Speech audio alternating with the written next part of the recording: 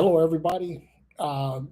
This is not Freology. This is not Growing in Real Time. This isn't Derek and Aaron. Aaron's out. Um, he's been out for a couple of weeks, and let's just say we want to keep Aaron in prayer. But that being said, I thought about this and I said, I'm not going to go live at the normal time that we normally do because I don't want to confuse what I'm talking about with what Aaron and I normally talk about. And it's this. I just needed to get some shit off my chest regarding this whole Iran thing. Now, I'm going to take a minute here and kind of let people join in. And what I'm going to do, I'm going to put the link in the chat in case anybody wants to join in. So if you want to join in, you want to give your comments, your commentary, your 2 cents, whatever you want to call it, feel free. We're good with that. But that being said, I just have some real issues with this, and I want to talk about it. So in my glass tonight, I have well, it's kind of like a cross between a whiskey sour and an old fashioned.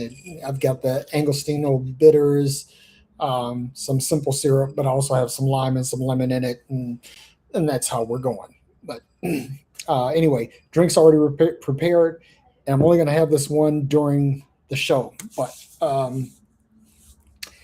I'll say this, and you have to be careful because you don't want to get too emotionally invested in this. But I'm pissed. I am pissed because already there have been 6 American casualties in this conflict, and there are going to be more. And the unfortunate thing is that the current occupant of 1600 Pennsylvania Avenue has no concern for the loss of life. Zero. He's on the record as saying there will be loss of life. Uh, there was a guy, I wish I could remember his name, but he posted a video where he was in Afghanistan. He was responsible for establishing FOBs, which are forward operating bases over in Afghanistan, and he was one of the Marines that was involved in the furthest northern push into Afghanistan. And he talked about his commanding officer because his commanding officer, they lost one Marine in that excursion. And they said that this man was just so undone by the fact that he lost one man. And honestly, this is what you want from a commander. You want someone who is so empathetically and compassionately invested with their troops that one death is one death too many. But the current occupant of 1600 Pennsylvania Avenue, and I'm not even going to say his name, and I'm not going to say anything disparaging, even though I would like to say some things, but I'm not going to. I'm not going to get into ad hominems and all that stuff. I'm going to stick with the facts. And one of the things about Iran is people say that Iran doesn't like the fact that we're free. This is kind of a misnomer, folks, because according to the Cato Institute, which is a very conservative think tank, the United States ranks 14th in the world concerning freedom. 14th. So we're not even the land of the we're not the land of the free anymore. That ship has sailed. We are headed toward a fascist theocracy. And the other thing too is that people will say, "Oh, well, the Iranians, they are into Sharia law," and that's what that's the conservative wet dream in America, is the equivalent of Sharia law, but led by Christianity instead of Islam. But I'm going to get to that in a minute, because I want to kind of give you guys some historical perspective on this, because a lot of people don't understand how the fuck did we get here. Why are we at war with Iran? And why are we have troops committed to dying for this? And mind you, this is not like 9/11 where you could actually make the supposition that they attacked us. No, that's not the case. There's not even any evidence of any terrorist activity in any of our allies' backyard. This is simply, boys and girls, your M1A1 big dick contest. That for whatever reason, Iran has chosen not to kowtow to the current occupant of 1600 Pennsylvania Avenue, and because they didn't, we chose to attack them. Now, we, when I say we, I mean he. Let me make that perfectly clear. But today, it's my understanding that the Senate, in keeping with their lack of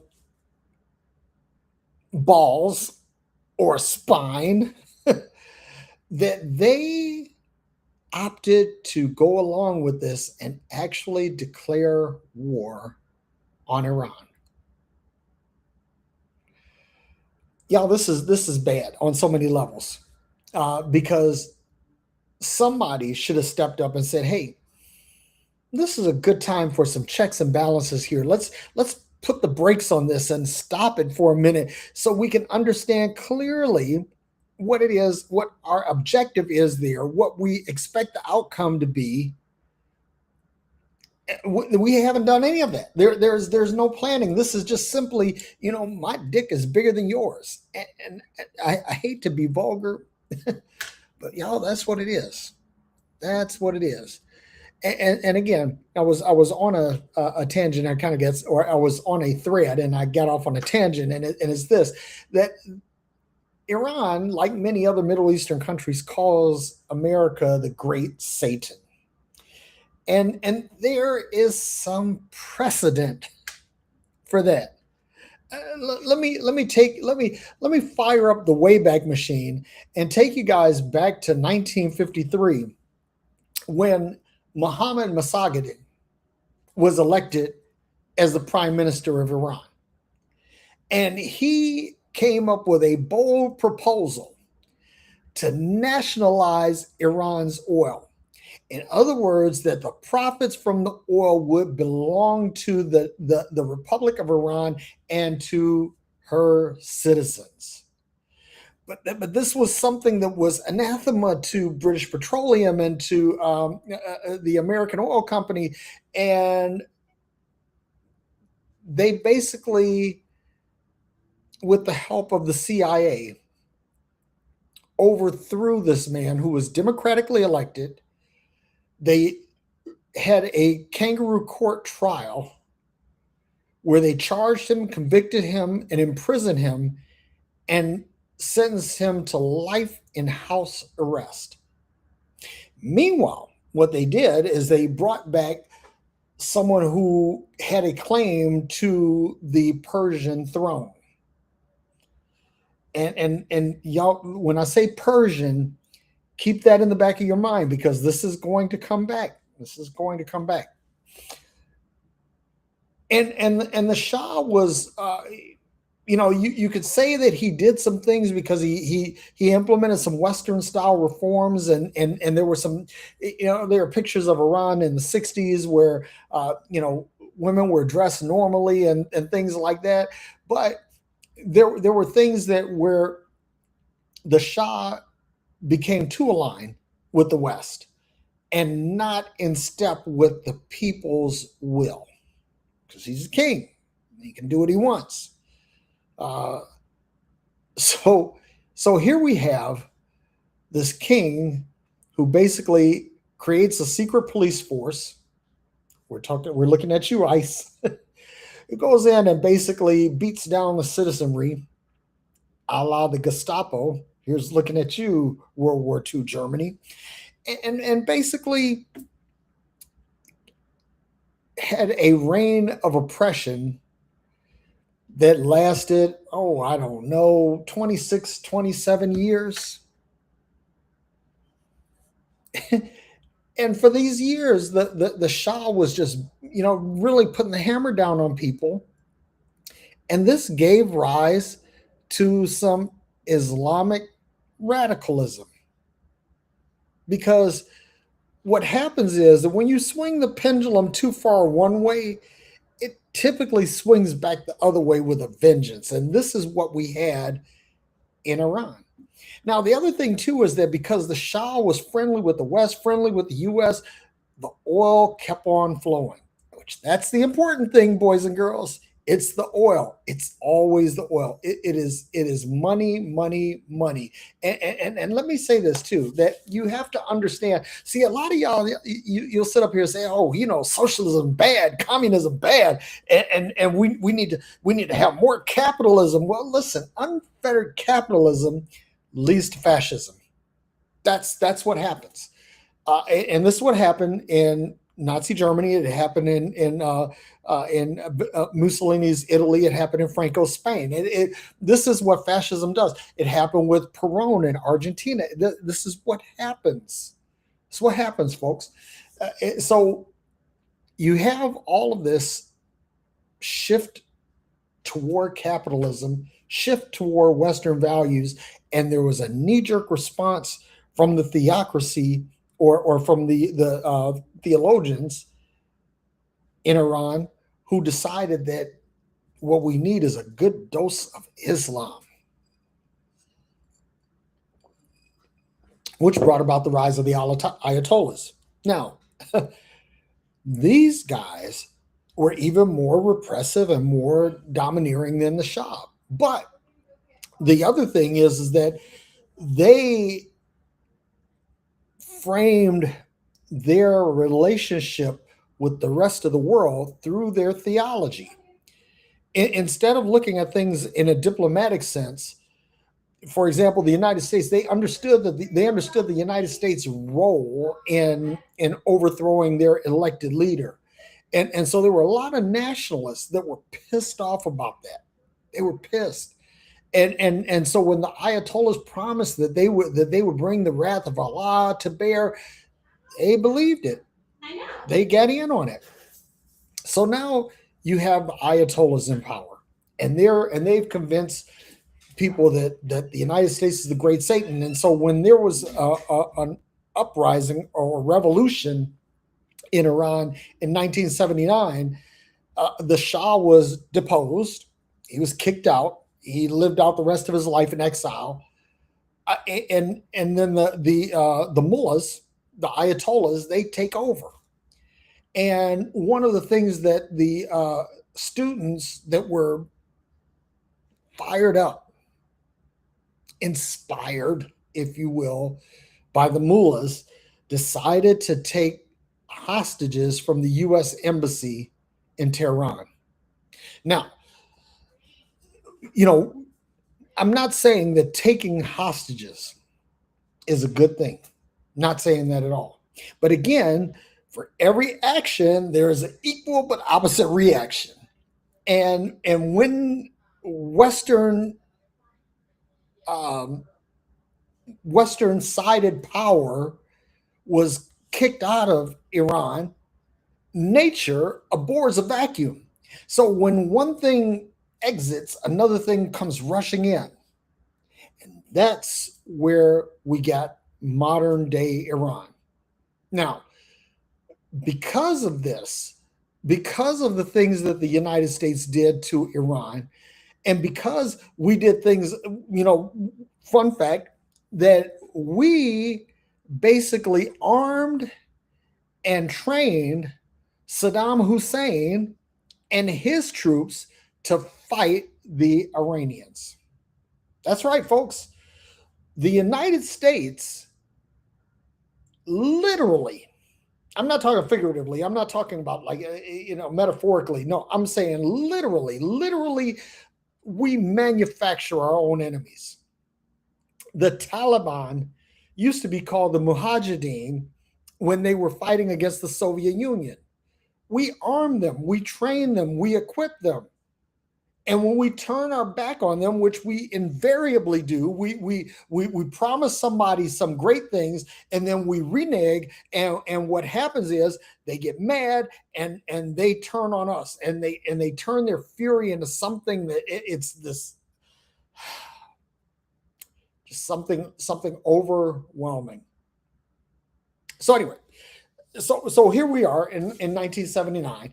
The Iranian students take over the U.S. embassy. They take some hostages.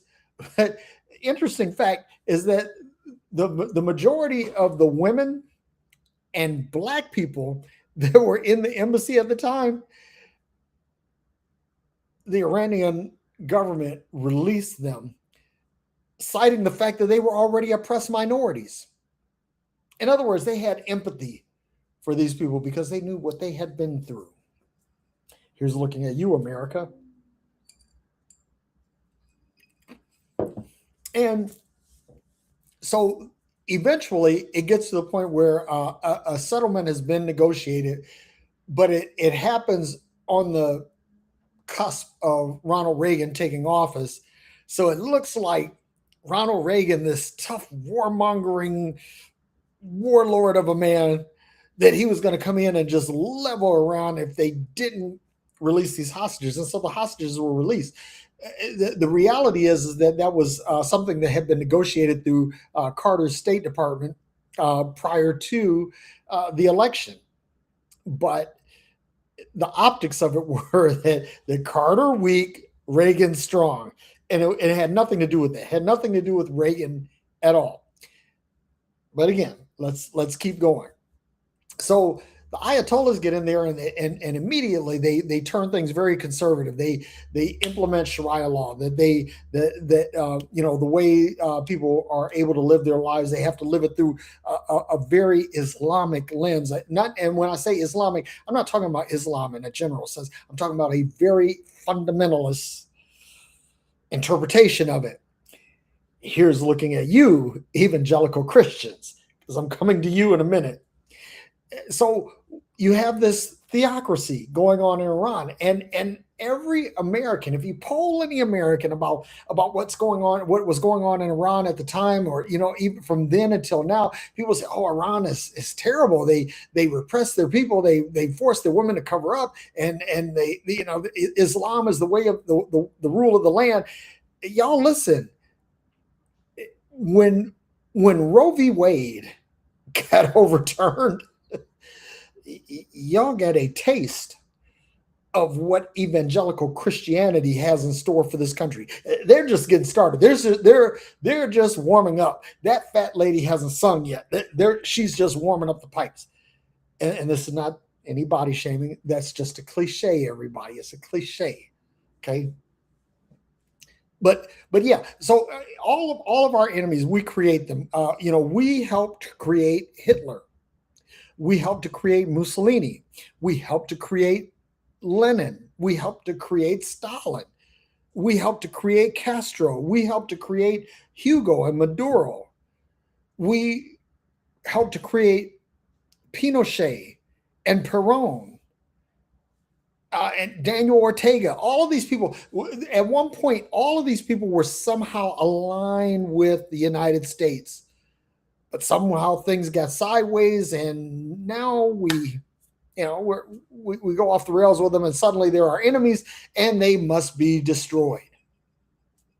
So here you go. That's where we are now. Because now. Let's go to Israel for a minute. Let's make a detour. I think that would be north and west of Iran. That we're going to go to Israel, because Israel is a big player in this. Because of Zionism, which is something that came into being in the late 19th century, that believed in repatriating European Jews to the Holy Land. And this reached a fever pitch following World War II and the Holocaust. Now, the Holocaust was horrible, horrible. It was one of the worst atrocities perpetuated against mankind, exceeded only by the enslavement of Africans in the Western Hemisphere. Yeah, that. But you have Israel wanting statehood. And because of the knee jerk response to the Nazis' attempt at the final solution in World War II, that this whole idea of repatriating the Jews, that was some sort of reparative gesture, reparations. Here's looking at you, post Reconstruction America.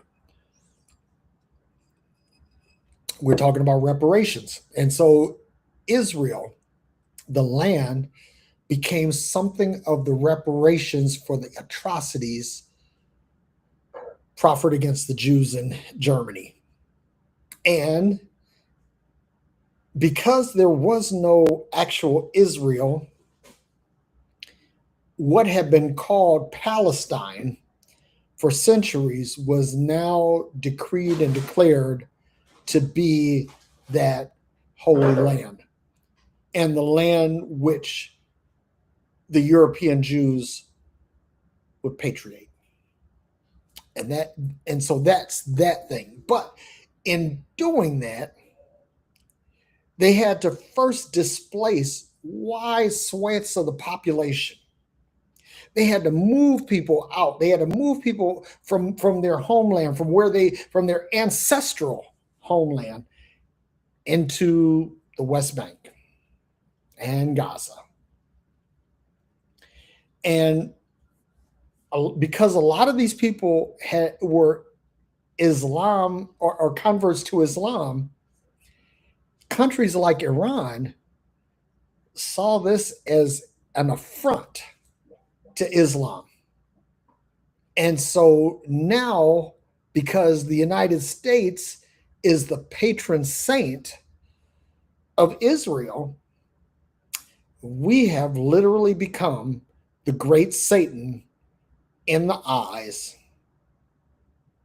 of Iran, or a lot of the Muslim world. And the sad part about it, ladies and gentlemen, boys and girls, is that is the truth. We have literally been brokers of evil in the Middle East. Remember when Saddam Hussein wanted to invade Kuwait, and the occupant of 1600 Pennsylvania Avenue at that time said, we need to go in and liberate the Kuwaiti people. Except there's no such thing as Kuwaiti people. Because Kuwait was an emirate, a province of Iraq that was carved out by the West and given to a sultan to rule over, that would be friendly to the West and provide them with oil cheaply. So when Saddam Hussein invaded Kuwait, he was operating with a historical precedent, because that province literally was part of Iraq. So once again, Saddam Hussein, who we had armed, who we had trained because we wanted him to destroy Iran, now turns on us and decides he wants the oil for himself. And when 9/11 comes along, Now there's an excuse to go after Saddam. Well, let me backtrack. Backtrack. Let's go back to Desert Storm. I'm sorry, I got a little bit ahead in the Wayback Machine. Let's go back to Desert Storm because uh, the father of the previous occupant of 1600 Pennsylvania Avenue, who himself was an occupant of 1600 Pennsylvania Avenue, decided that we cannot let Iraq go in and invade this sovereign country. We have to go in and protect them. Now, mind you, this sovereign country, which was part of Iraq historically, they also were practitioners of chattel slavery in the 20th century. In the late 20th century, they were practicing chattel slavery.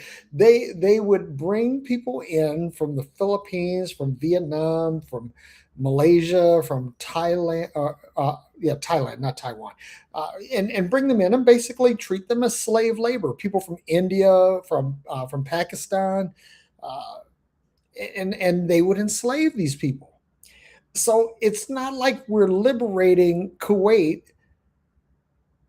because they enslave people. So how do you liberate an enslaver? It's one of those things. So here you have the father of two previous occupants of 1600 Pennsylvania Avenue, which he himself at the time was the occupant of 1600 Pennsylvania Avenue, decides that he's going to invade Iraq. And so they did that. And they said, well, what we're going to do is we're going to liberate Kuwait and we're going to bring about democratic reform, except that just didn't happen. And so meanwhile, you get down the road a spell and you get 9/11. And 9/11 was, some people say that it was the Saudis that sponsored it. Some people say that it was Iran. Nobody really knows. I mean, I think that they know because people can follow the money trail. They can follow the money trail and kind of figure out where everything came from. But I digress. It was said that there were weapons of mass destruction in Iraq. And so therefore we had to go in and rid them of these weapons of mass destruction. Meanwhile, Iran, because Israel had made a decision that they didn't like Iran and they wanted to get rid of Iran, Iran decides that they're going to embark on a nuclear enrichment program. Why? Because Israel had the nuclear bomb. So Iran is like, well, fight fire with fire, literally. Literally. And so now Iran becomes a threat because in very reliable intel said that Iran was on the cusp of developing a nuclear weapon. Now, here's the other thing too, is that Iran also has ballistic missiles. Now, interesting thing about ballistic missiles, that ballistic missiles make a statement about a nation. And the bigger the missile, the bigger the statement. And China made a really big statement a few years ago when they put a man in space. They put humans in space. And once you could put a human in space, have them orbit the Earth a few times, and then come back safely to some preordained destination, this means that you are capable of putting a military payload literally anywhere on the planet. Why is this important? Because in addition to weapons of war, Iran also has a nascent space program where they're putting satellites in space. India's doing that too, and so is Pakistan. And India and Pakistan, by the way, each have nuclear weapons. But let's keep going here because I'm going somewhere. You got to say, Eric, where are you going? I promise you, this is we're going somewhere. So the Iranians call the United States the Great Satan, and just like how we stepped in with our intelligence operatives and decided to undo their regime, They have been actively working toward our demise since then. Why? Because that's what enemies do to each other. They try to destroy each other. We've been trying to destroy Iran since 1953, and Iran has now been at it since 1979. They have been sponsors of some of the most heinous terrorist acts in the United States, or in the world, rather. And it's not just because they want to be bullies and they want to be mean boys or mean girls and put everybody on notice that they get. No, it's because they have been shit on for so long. And you can only abuse someone for so long before they get tired of the abuse. Everybody wants to be the pigeon every now and then. Everybody wants to be, nobody wants to be the statue. That's my wife. She's saying some people want to be the pigeon every now and then. And that's the thing. What she's getting at is that in life we're either the pigeon or the statue. Y'all, I'll let y'all work that out in your head. But anyway, when you have people who you have so utterly disrespected and disenfranchised, sooner or later that is going to come back around because people just don't tolerate being abused indefinitely. Now, am I saying that Iran is right for what they're doing? No. But just like two rights don't make a left, or two lefts don't make a right, two wrongs don't make a right. At some point, somebody has to step up with some diplomacy that doesn't involve weapons and say, hey, how do we fix this? How do we make this right so that we all live peacefully? Which brings me to my next point. And here's where I'm getting to you, evangelical Christians. Because there is a certain segment of the population that somehow believes that all of this is leading up to the moment of Armageddon, which this is the apocalypse wet dream. Because according to the folklore, that Jesus will come back and establish his kingdom on the earth and put down all of his enemies once and for all. First of all, let's talk about this, because I want to ask you, Bible readers, where in the Gospels now, because I'm speaking of the Gospels because this is where you find the words of Jesus. Where else? And people will say, oh, well, Derek, what about Revelation? I'm going to get to that in a minute too. Jesus never talks about retribution. Jesus never talks about putting his enemies under his feet. In fact, Jesus never talks about an enemy, period. Jesus says things like turn the other cheek, give up your cloak. He talks about feeding the hungry and looking after the stranger. He gave us parables such as the Good Samaritan.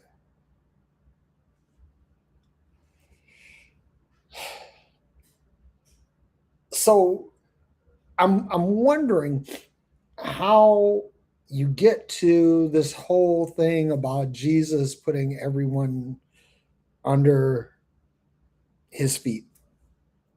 And people will say, well, Derek, it says so in the book of Revelation. And by the way, folks, it's Revelation, not Revelations. The book of Revelation, which the book of Revelation dealt with Emperor Nero and his persecution of Christians. Period, full stop. The book of Revelation has nothing to do with what's going on historically today. And people will say, well, the Bible predicts all of these events, and it doesn't. It doesn't. if you want to play a nice Hal Lindsey game of connect the dots and let's make believe that this all ties in together, that somehow all of this is related, then yeah, you could do that, but you would be wrong. Just like Hal Lindsey was wrong. The late great planet Earth was a utter and total sham because he said that Jesus was going to come in like 1999 or something. It didn't happen, and then people have been predicting the rapture and Armageddon for years since then, and it hasn't happened, and it's not going to happen. Listen, I'm going to tell you something. Y'all sit up here and cheer this kind of shit on. But I'm going to tell you something. What you're doing is you're putting your religious doctrine ahead of the benefit of all humanity. And if you guys burn the world down, at the end, you're going to be really fucking pissed when you find out that there's no Jesus to come. Some of y'all are going to be really butthurt. You're going to be really butthurt. And then on top of that, you have military commanders that are telling their troops that Trump is being used of God. Oh, God, I said I wasn't going to say his name, and there I did it. Damn it.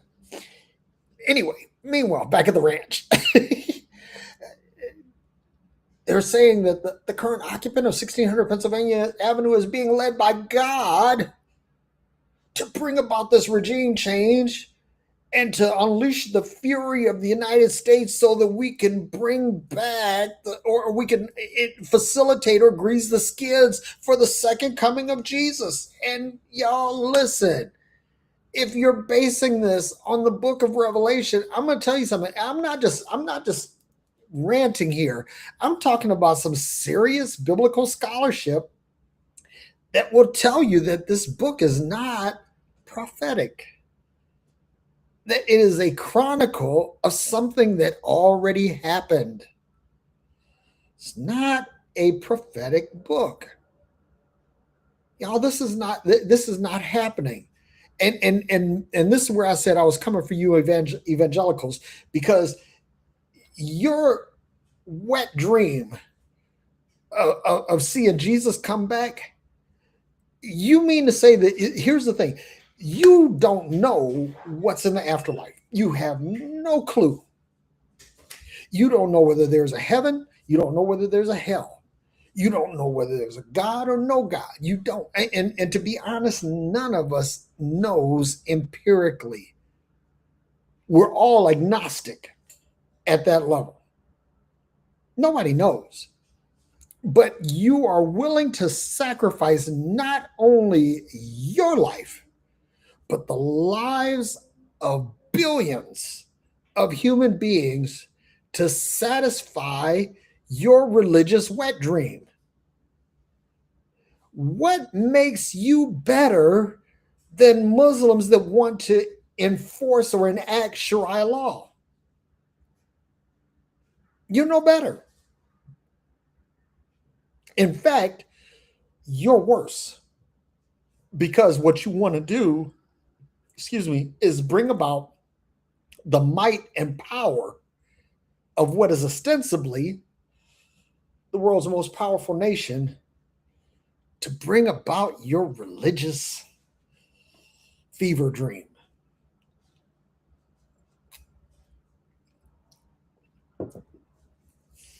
So let's recap.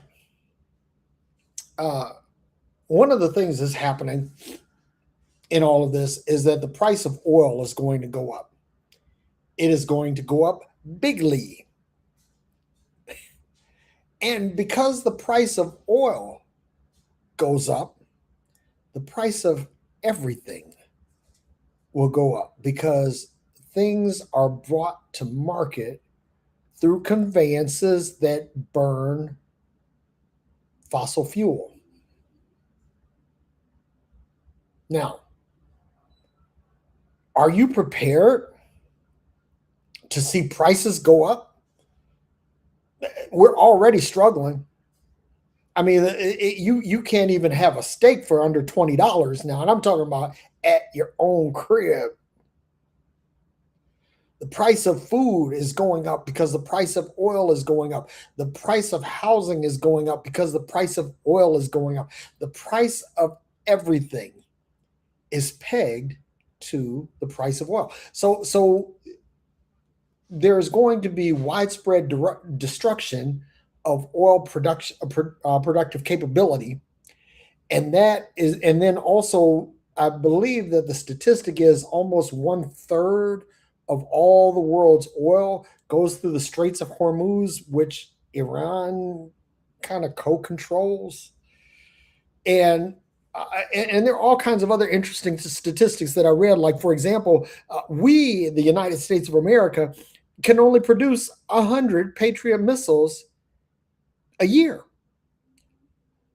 but Iran can make 500 of these drones that are wreaking havoc on our troops abroad right now. They can make 500 of these things a month. The math ain't going to keep mathing. And there's already studies that say the USS Gerald Ford, which is the most sophisticated aircraft carrier ever built by the United States, is vulnerable to some really basic shit. And as an ex-Navy man, that absolutely causes me to cringe. And recently, a U.S. submarine, a fast attack submarine, launched a torpedo attack against an Iranian ship. Now, you say, well, if you got the torpedoes, you might as well use them, right? Well, let's think about that for a minute, because, see, part of what makes the American submarine force so successful is the stealth that's baked into every U.S. submarine. In other words, it's said that a U.S. submarine can pull right alongside a Russian submarine, and a Russian submarine wouldn't even know it's there.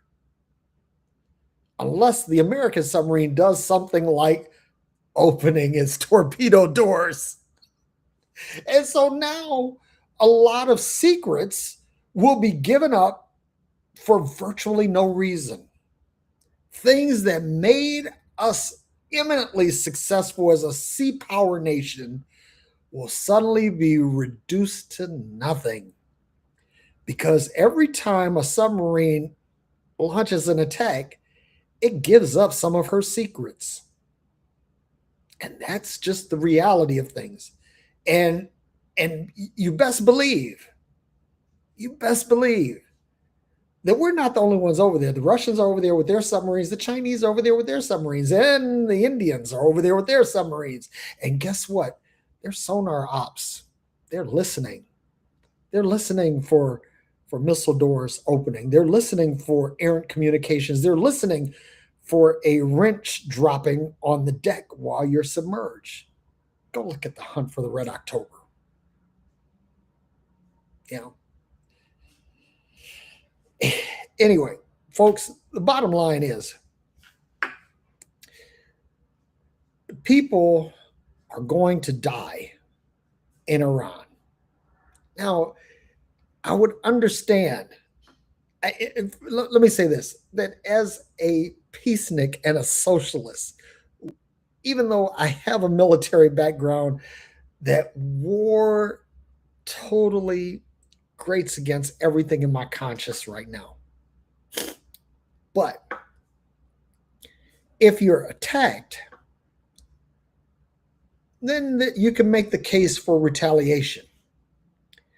But in this particular case, this is not retaliation.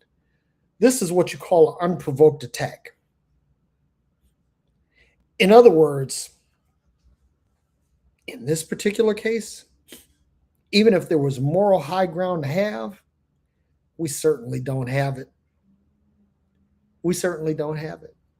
And if you think that because we're Christian that makes us better, or because we're a free nation that makes us better, and I said at the beginning of the of this broadcast that according to the Cato Institute, which is a conservative think tank, that the United States is 14th in freedom worldwide. We are not the land of the free, boys and girls.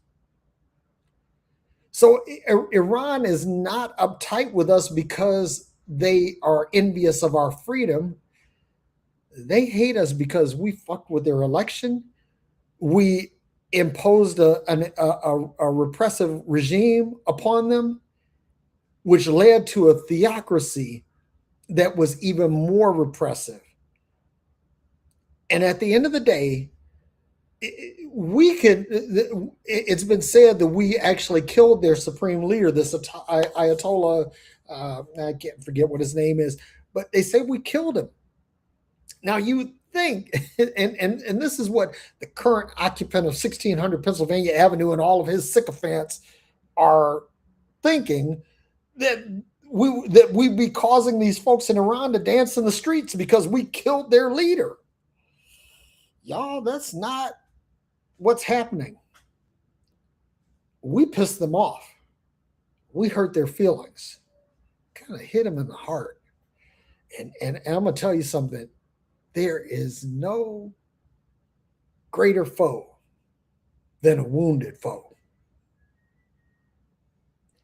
And that's where we are, folks. That is where we are. I mean, and listen,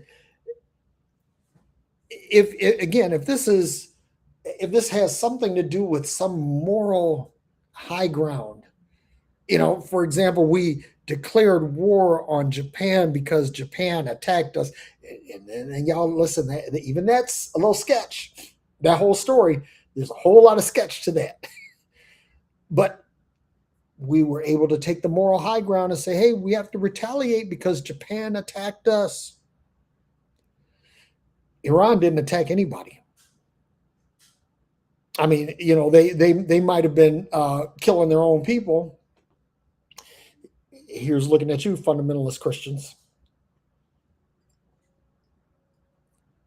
Because let me go here for a second.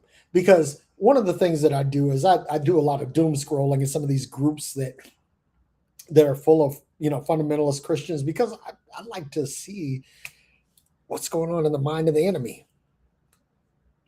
And yeah, I say the enemy because anybody that's been on curtailing freedom, anyone who is trying to subvert people because of their race or their religion or their culture, these people are enemies. And I'm going to tell you something, man. If you heard some of the things that these people say, for example, Renee Good and Alex Pretty in Minneapolis, that these people are saying that these people deserve to die. I mean, I'm talking about evangelical Christians. I'm not just talking about conservative Republicans, because here's the thing. When you talk about conservative Republicans and evangelical Christians, you're really talking about the same population. If you were to create a Venn diagram based on those two populations, it'd be a circle. It's not overlap. They are one and the same. And one more thing that I got to put out too, because the current occupant of 1600 Pennsylvania Avenue released a video recently. They had all of these preachers, Christian leaders that were laying hands on and praying over the president of the United States to talk about how he is being used of God and how he's being called about. He's being used to bring about the return of Jesus Christ. And they put this stuff out here to fuel up this fever dream. And y'all, I'm telling you, if you're content with the world burning down to satisfy your religious desires, I got nothing for you. I got nothing for you. I can't do anything to help you. But if you look at this and you listen to what I'm saying, and I'm going to tell you something, I think I'm a pretty intelligent, pretty articulate guy, but I'm not the best guy that's speaking on this. I'm not the best. There are plenty of other voices out here that are bigger, stronger, that they're more articulate, more intelligent than mine. If you don't take my word for it, take a look at some of these other voices. Listen, don't drink the Kool-Aid. Don't buy into this. Listen, we're talking about not the salvation of souls and the Christian idiom of things. We're talking about saving the souls of humanity in this life that we know exists. Because we don't know what's on the other side. We don't know whether there's a heaven to go into or a hell to be kept out of. We don't know. Nobody knows. But we do know that we have one life to live here. Y'all, hear my heart. Um, I love humanity, but I tell you what, man, I just I have no quarter for this bullshit. I just don't. And if somebody doesn't speak out and say something about it, the world's going to go to, and when I say to hell, I mean a burning nuclear hell. I'm not talking about a fire and brimstone hell. We don't know anything about that. But we know exactly what nuclear weapons do. So again, what I'm going to do is I'm going to put this. I'm going to say join in.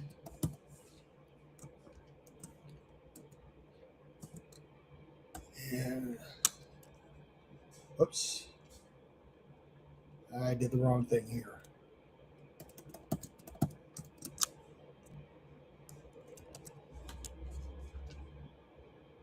I'm going to put the link in the chat. So if you want to join in, I'm going to keep the line open for a minute, just in case anybody wants to join in and share their 2 cents. Because you may agree with me, and that's cool. That's cool. You may disagree with me, and that's cool too. Although if you disagree with me, pack a lunch, because I've got the receipts.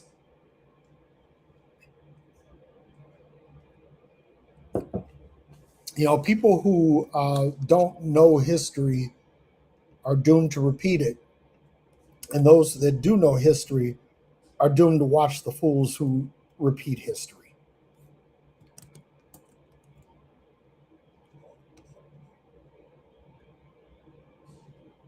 So I'm going to put this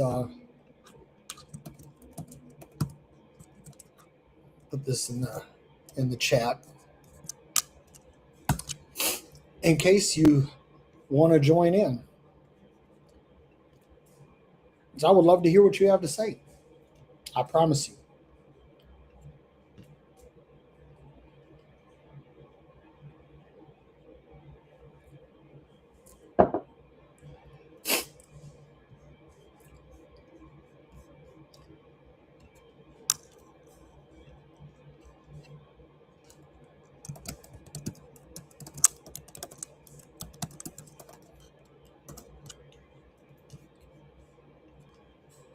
So I'm going to keep this going for just a few more minutes.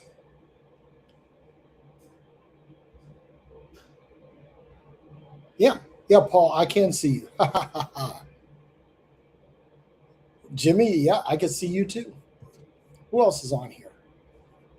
Paul, I saw some of your comments. Let me go ahead and read some of these comments, because this is all good stuff too. Quincy, what's up, bro? See you out there.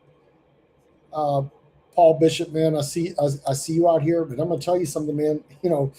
This guy.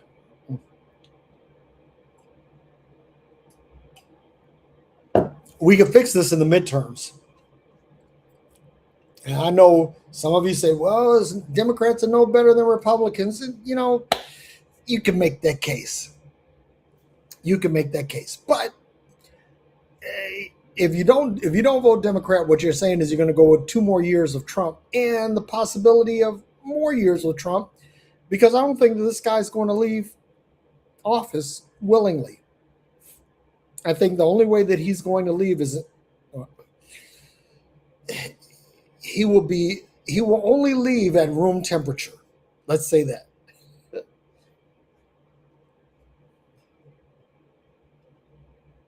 James Wiley, he says, always follow the money when you want to find the truth. That's absolutely true, James.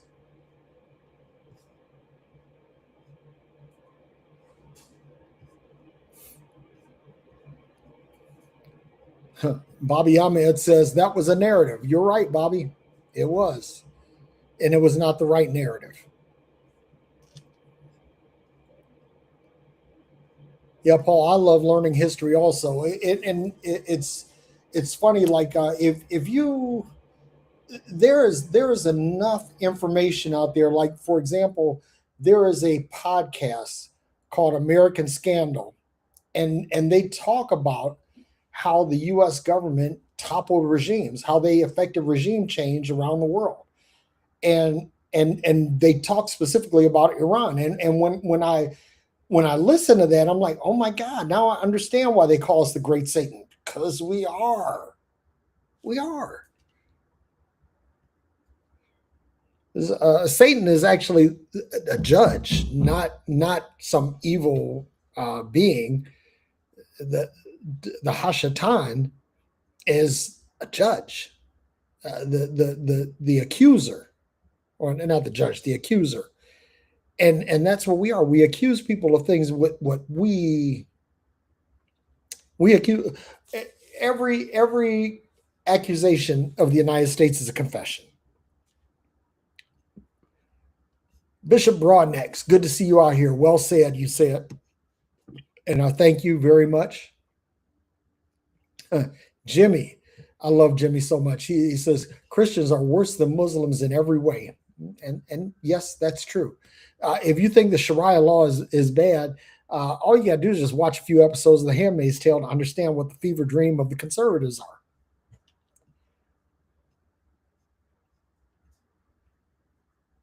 And Jimmy says this whole thing was illegal. No, not exactly, because he had a window from which he could execute a military action. But it's my understanding that the Senate today confirmed articles of war against Iran, showing that the conservative leadership has neither spine nor balls, because they won't stand up to this guy.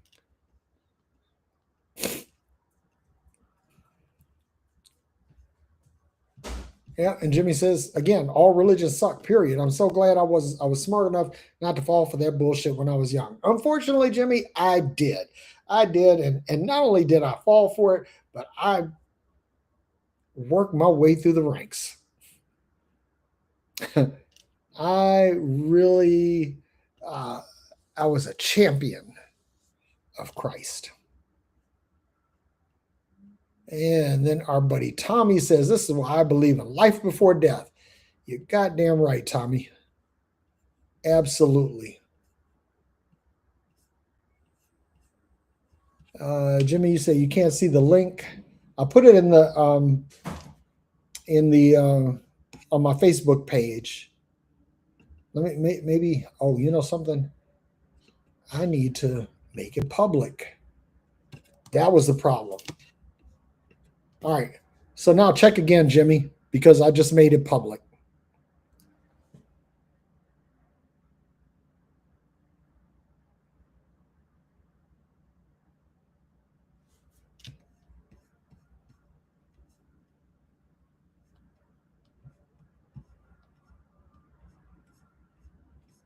Yep. Let's do this again. I'm going to put the link in the chat one more time.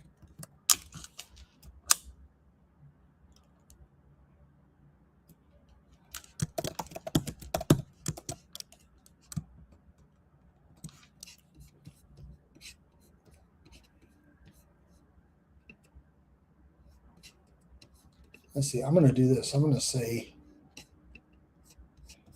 I'm going to tag some people.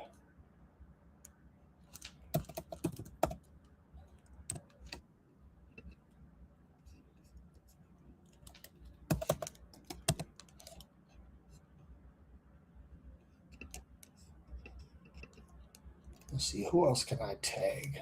Simon. Let's tag Simon.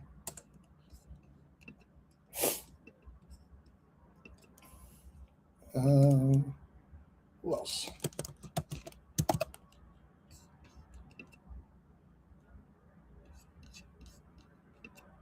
Just tagging a few people. And make it public.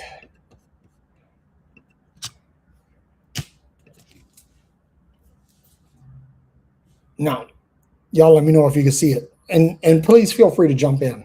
The link is out here now. If you think I'm right, that's great. If you think I'm full of shit, that's also cool too. Now I'm mad I finished my drink before anybody joins on. Because once people come on, I'll probably really need another drink.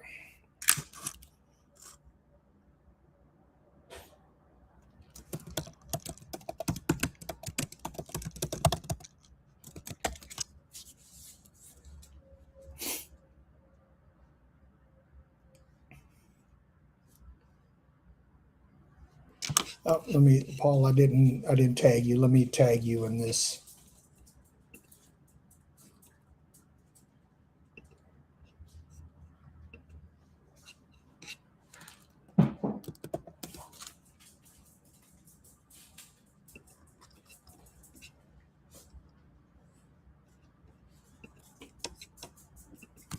All right, Paul. I tagged you in it too. Hmm? Yeah. Can you do me a favor, bud? Can you pass me that bourbon and the lime juice and the bitters? I'm going to produce myself one more drink.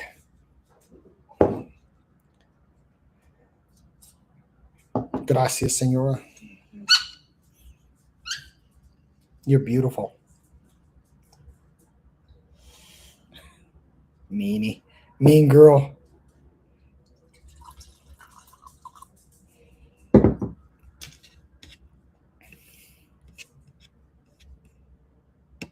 Okay, so Paul, I just tag you.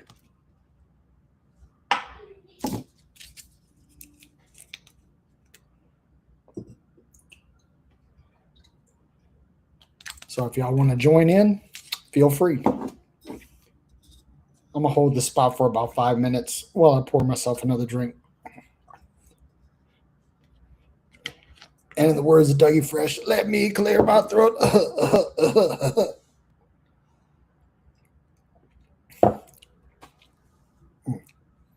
Needs more bourbon. The sad part is I'm out of ice. I wish I were out of ice.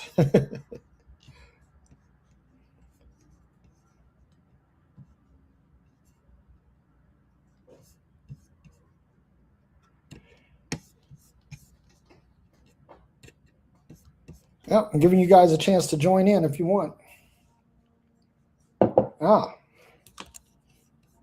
Do I think Tanya, my cousin, do I think this is the real deal? Absolutely, cousin. I do. This is the real deal.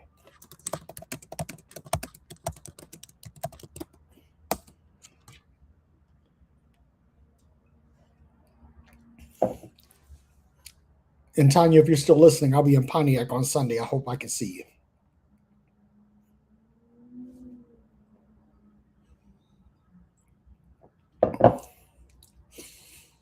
Do I think this war is the real deal? I absolutely do. Oh, Tommy, please jump in. Please jump in. Tanya, you could jump in too. If you click the link, you can join in. I would love to hear your thoughts on this, but I understand. I understand if you can't. I understand. Because not everybody can do this.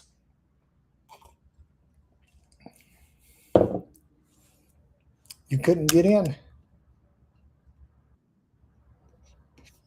Oh, Simon Yap is here. Oh, this is going to be good. Hi. We're having breakfast. Simon, you're muted out, man. I can't hear you. Can you hear me? I still can't hear you, man. Let's see what I can do. Paul Bishop. What's up?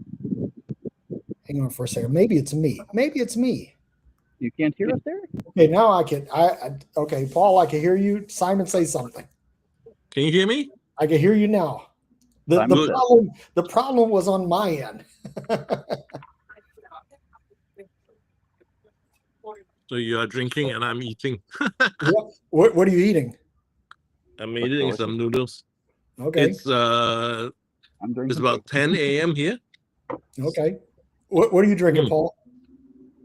Wacky tobacco. It's a marijuana THC drink. Haha. Okay. I like the long hair, man. So do I. I'm going to keep growing it too. I'm actually trying to get a beard, sort of. Yeah, get that beard going. Hi, There's Tommy. Tommy. Hey, what's up? I got three of my favorite guys here. Yeah. Been a while, man. How you been? I'm hanging in there, man. It's been a rough few months, but Yeah. Also, Simon, good to see you again, man. As you put food in your mouth. hey, Oh, yeah. Simon has been on fire lately. Yeah, been following him. Mm-hmm. I'm going to have to follow all of you people that I don't recognize. That's all I know. You gotta follow Tommy. Tommy is one of the greatest atheist minds that I know. He's one of the greatest minds that I know. Period. And Nice. and Simon is one of the smartest people I know. I mean, no, I'm serious, man. This guy's brilliant. I mean, he's a theologian. He's an attorney. He's done so many things. He's a real Renaissance man. Nice. Yeah. Nice to meet you, Paul, if I haven't before. So. We haven't, but I'm definitely intrigued. Oh, well, Thank good. you. But here's the thing. So I want to start. Let me start with you, Simon, because you have the perspective of how things look from outside the United States. Over in Malaysia, where you are, what is the sentiment toward the United States and particularly toward this current president? Well, Malaysia is an Islamic country, so you already know the sentiments of Malays. Mm. They are saying basically this is Trump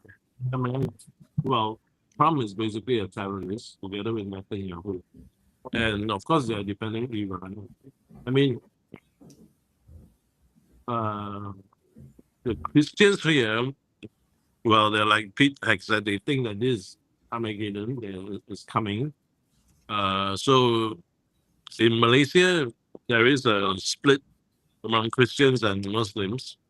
But the thing that we are more concerned about is that how is this going to affect the petroleum prices in Malaysia? Because the Malaysian government is already subsidizing a lot of money to bring petrol prices down. I heard in Singapore, prices now is about 9 Singapore dollars, which is crazy, which is an all-time high. Wow. And it's just going to escalate. So we are very concerned because elections are coming. The government is not doing well. The popularity has actually hit rock bottom. And if prices do go up, there will be economic tensions even in my country. So I've got another question for you, Simon. Before I kick it over to Tommy, from the standpoint of end times and the Book of Revelation and all of that, where do you see? I mean, is that a thing here? Is that an issue, or is that just Christian hyperbole? Is it bullshit or is it real? Well, I mean, my position. My position is I that know everything your is position, but what I'm trying to get you to do is to articulate it, because you're like I say, you're one of the most brilliant minds that I know, and I want people to hear your thoughts on this. Okay, this is my point of view. I'm absolutely certain everything has been concluded in AD 70. The only problem here is the issue of manipulation and belief. You see, sometimes when you believe in something so badly, you want it to happen. So it's kind of like a self-fulfilling kind of a prophecy. In fact, the other day I was having a conversation with somebody, and he was saying, it's so dangerous because when you want something to happen, you actually push for it to happen. So it becomes a self-fulfilling prophecy. Now, I am absolutely sure the book of Revelation is absolutely done with. There's nothing left.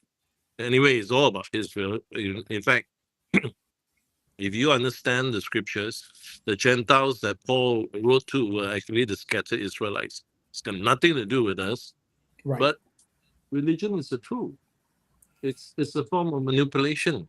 I mean, look at what your country people are saying. They are saying that this is bringing about Armageddon, and Trump is anointed by Jesus Yep. to bring about, the end times and his return. That's absolute crap. You and I know that, Right. but but people believe in it and they want it to happen. The interesting thing is this, okay? In the Quran, it's also stated that Jesus will come back to judge the world. So Iranians themselves will look at this as oh, okay, there's going to be a second coming. So I mean, it's ridiculous because it's not the gods who won this war; it's human beings who won this war. And Right. I think by now we all know the real reason why we are going to war is because there's this president who wants to take the attention away from the Epstein files, right? Right. And easy, we all in unison. And the next thing is that he has got all this oil in Venezuela, which is very thick, and he needs the agent Right. They need in the Iran to actually condensate from Iran or from from yeah, Iran. Yeah. to dilute it. And what's next? You got a crazy man over in the White House who's a slave to Israel. I mean, I don't want to judge, but now that you know the whole Bible is actually created by the Jews to manipulate their counterpart, the Israelite counterpart. They've been doing it for thousands of years and they're still doing it, you know? Yeah. So at the end of the day, if you ask me what's happening, I mean, I don't know what Netanyahu has got over and above Trump or other presidents, but this religious narrative just has to go. And I'm glad you guys are here because you guys are actually contributing to clarity of mind, and perhaps you guys would be the best people to actually talk to your countrymen and get them off this religious facade. Yeah. There's a vacuum cleaner here, so I'm going to switch on my mic so that you guys can hear better. Okay. Well, stick around because we may need you again. But Tommy, I want to hear your thoughts on this. Yeah,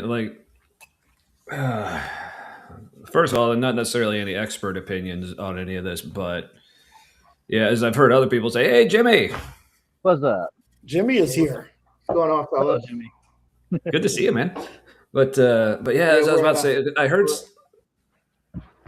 Yeah, as I heard someone else say, and I can't believe this.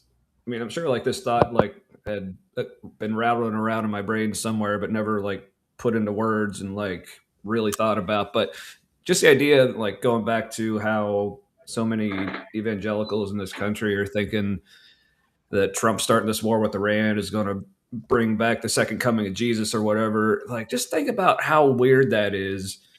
That for some reason Jesus needs a bunch of us to start killing each other and blowing each other up just for him to come back. What the hell kind of plan is that? Yeah, a stupid one. Yes, correct. Resident Christian mystic. What's that? What's that, Paul? Resident Christian mystic here. Christian mystic. Gotcha. So I find the foolishness of the Armageddon narrative to be just that, foolish. Mm-hmm. Yeah, and like Simon was saying, from my understanding, like I said, I'm not a professional theologian, biblical scholar, none of that. But I've listened to a lot of people like Simon and Derek here, and of course Jimmy.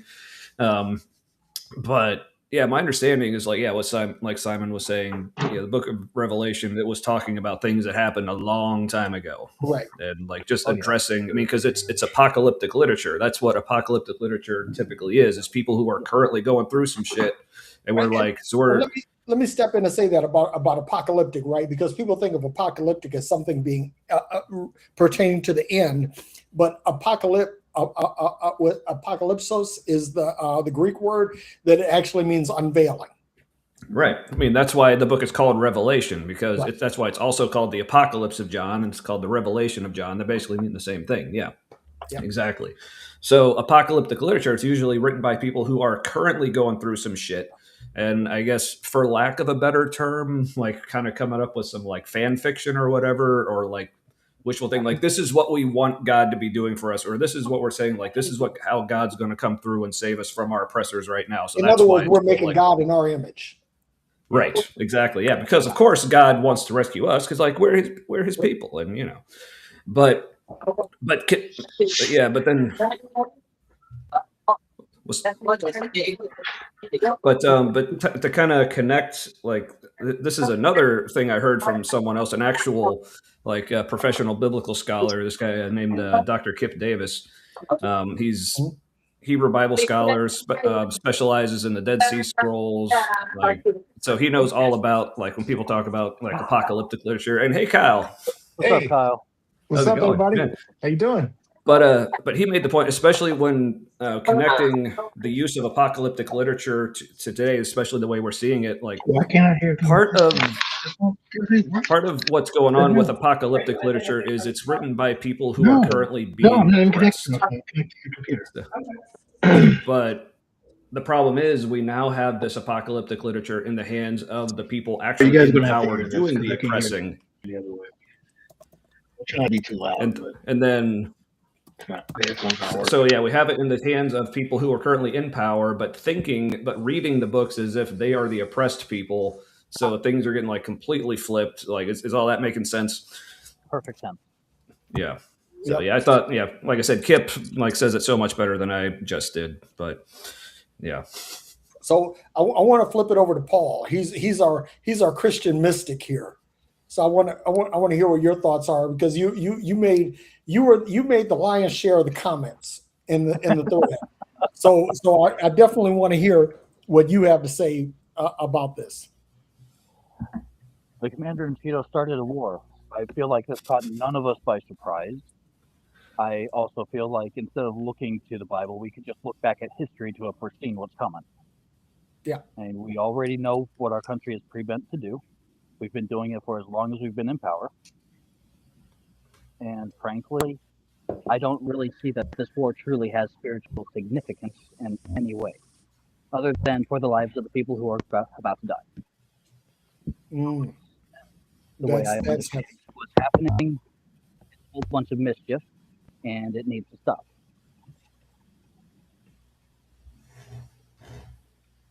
All right. So and now I'm going to turn it over to our resident atheist. Well, actually, we have two atheists here, but Jimmy is our militant atheist. he's our black beret atheist.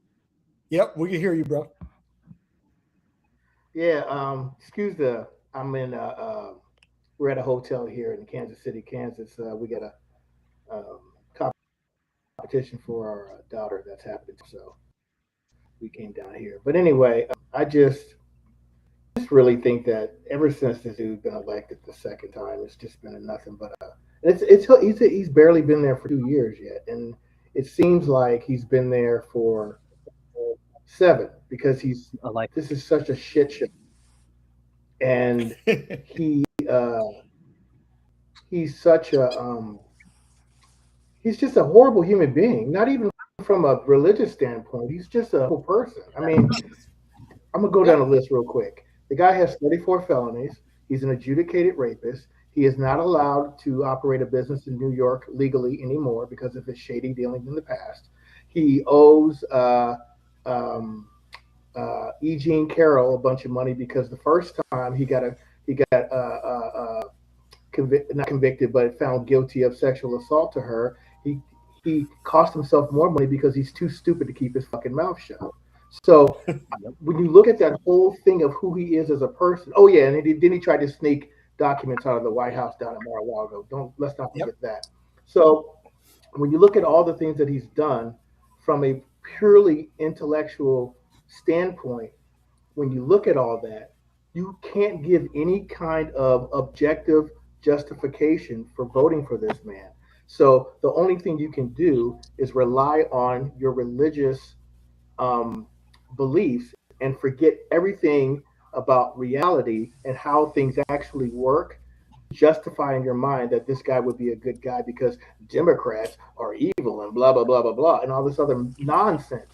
When we all know that all wars are started and fought against one conservative will fight another country's conservative people. And so Yeah. Democrats and liberals are caught in the middle of this because the conservatives are fighting each other, and we got to fucking sustain this, and we have to deal with this. This is ridiculous. I'm done being mad about it.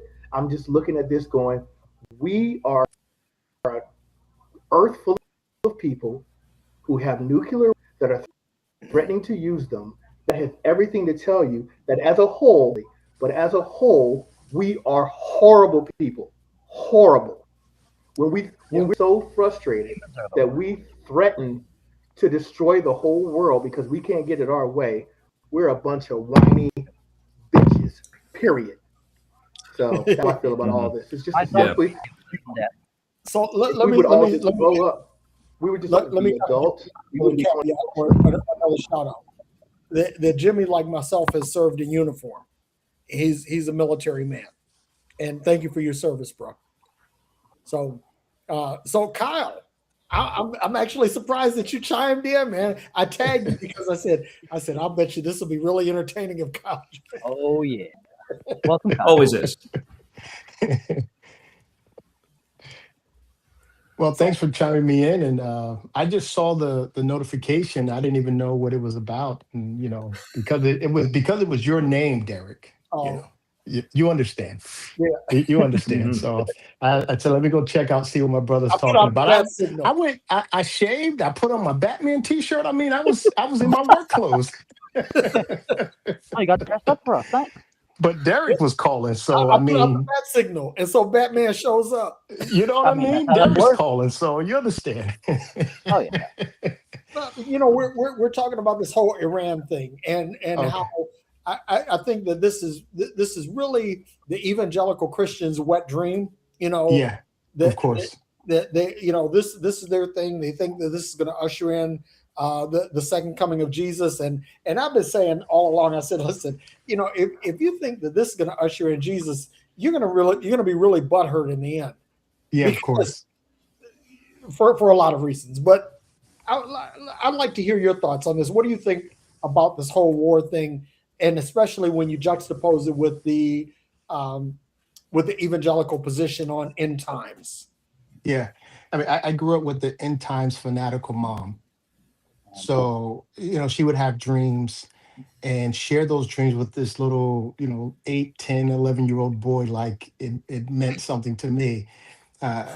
She would tell me about dreams she was having. We were on our front lawn fighting dragons, and she saw all the angels lined up and all these kind of things. And this apocalyptic return of Jesus, end time stuff was very prevalent in my house growing up.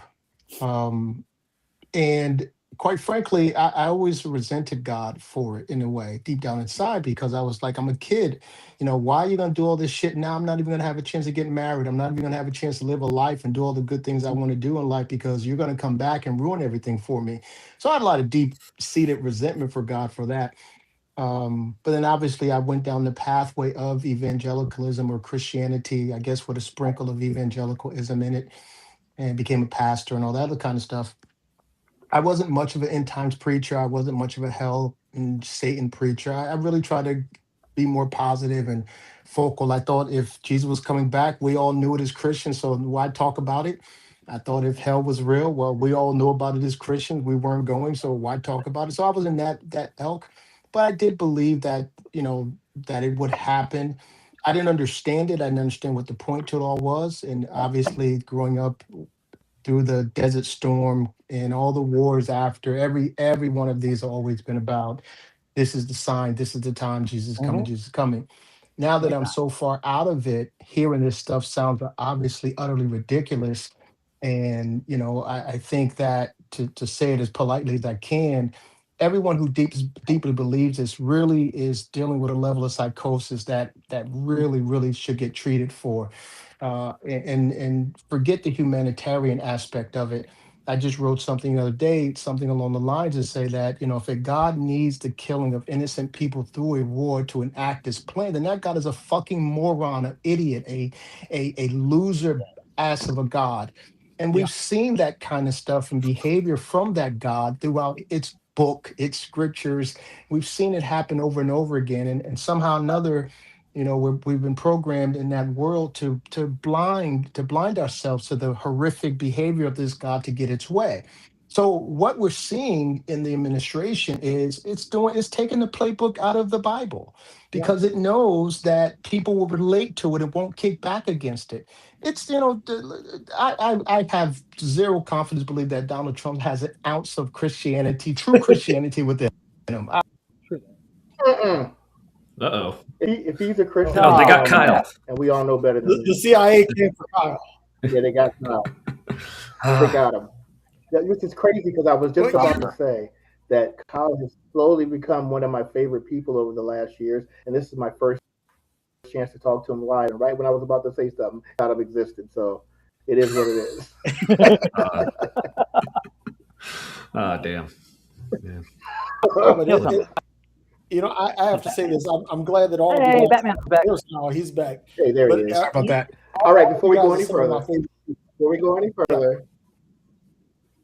Kyle, you've slowly becoming one of my favorite people over the last year. Jimmy's been And stalking this you, is the Kyle. first time I was able to talk Jimmy's to been you stalking live. you. He's got So a I man have crush to on let you know how much I appreciate you, brother. Thank you so much for being who you Thank you. are, and it's really that really keeps my inspiration going to see other brothers like you. There's a couple other brothers around the internet that are doing what you're doing, and I appreciate every last Thank one of you. you. I just wanted to say hi to your face because I haven't had a chance Thank you. to before, so I appreciate you, brother. I appreciate you as well. I appreciate you and Derek remind me a lot of each other because you're both very brash about it, and I like that. I like that. I like the brashness, the boldness, and the way you do it. You speak your mind very confidently, and you don't give a fuck who likes it, who doesn't like it. You're going to say what you have to say, and that's a really good quality in my eyes. I've never had it that way. I'm always trying to be the gentle bearer of the truth, so to speak. So there's a place for both of us, and I appreciate Mhm. you as well. Yeah. And I'm Well, a you big know fans what? of I've all of you. always thought of it this Yeah. way. Yeah, I just always thought of it this way that if you are going to be who you are, do that apologetically, but not to the point where you're being rude, condescending, and just hurtful. But I'm very strong Mhm. in what I don't believe because I can't say I'm strong in what I believe because what I believe are the same things that everyone else believes. Mind your business, Yeah, do what you need to do to be responsible, be humanitarian, sure. and don't stick your nose in everybody else's. You know what I'm saying? As far as what happens when I die, I think none of my business. I'll find out when I'm dead, or I won't find out because I'll be dead. If that makes any sense.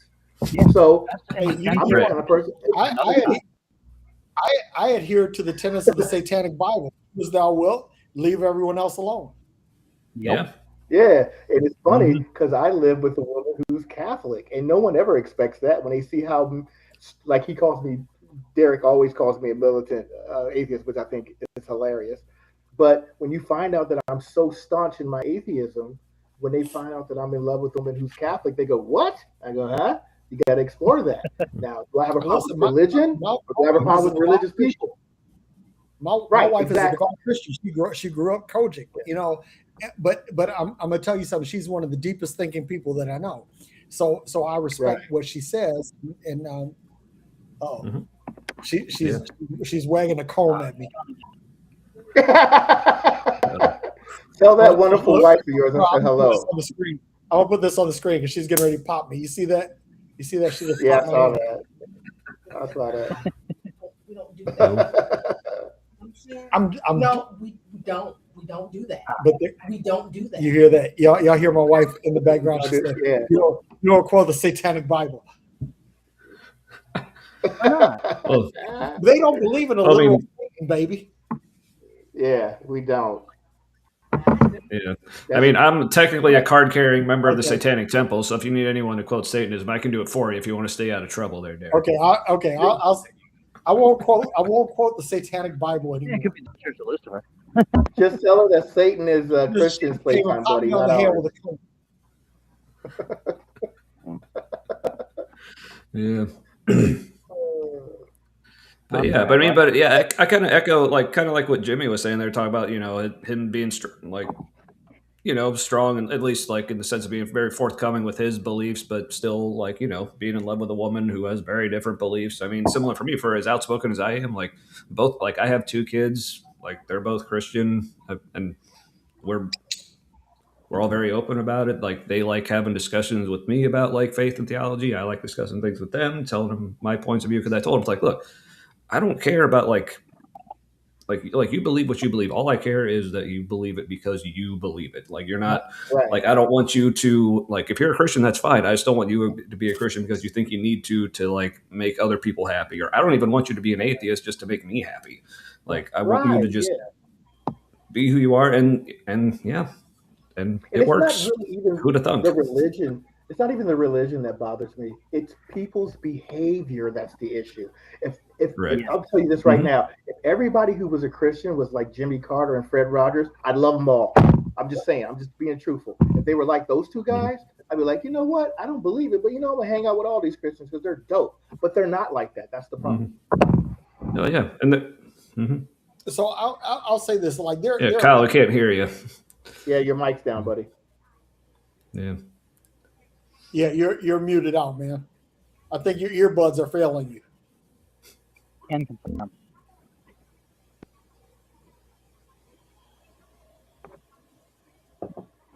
No. Yeah, I still can't hear you, man. Nope. Okay. Hold on. Oh wait, I hear you now. I hear you now. Nope. There he Yeah, is. just He wait till exists. you got up, Kyle. So now he got up and he thinks we can't hear him, and now he's going to make. Uh oh. Yeah, we can hear him moving around. We can hear you now, Kyle. Not anymore. He's putting out earbud in. All right, Kyle, say something. Oh, did you put another earbud in? Can you hear me now?